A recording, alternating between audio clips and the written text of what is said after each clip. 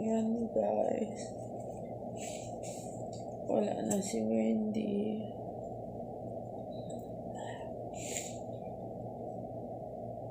Pati anak niya nalulungkot.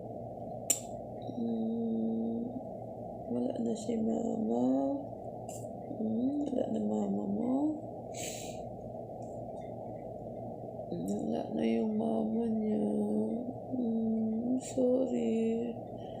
Kasi hindi ko kayo pwedeng bitbitin. Hindi ko kayo pwedeng dalhin. Sorry. Pinaghiwalay ko kayo ng mama mo. Nalulungkot ka? Doon na yung mama mo? Awa naman. Alam mo guys, ginawa ko to. 1 month pa lang to si Missy, kasama ng mama niya, binigay sa akin. Siyempre, pamahal na rin yung nanay niya. Nalagaan ko sila ng ilang buwan. Kaya lang pag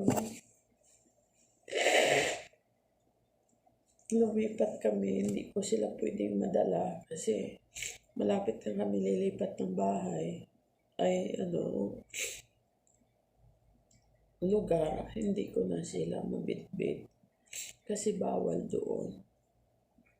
Kaya, ayan, inuna ko, yung nanay niya kasi buntis yun. Buntis yung nanay niya. Kaya,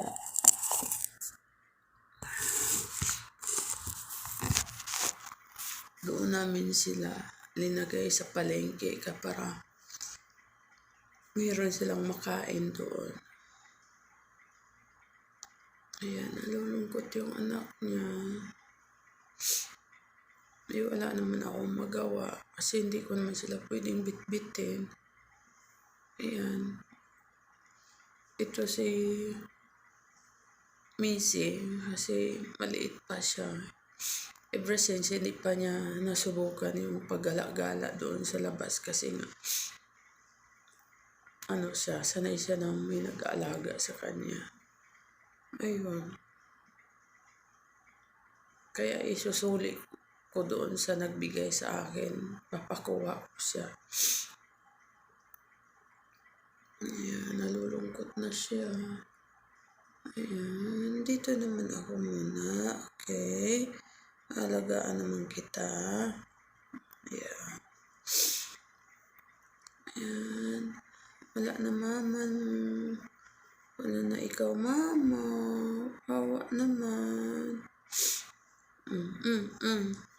Huwag malikot Ayan.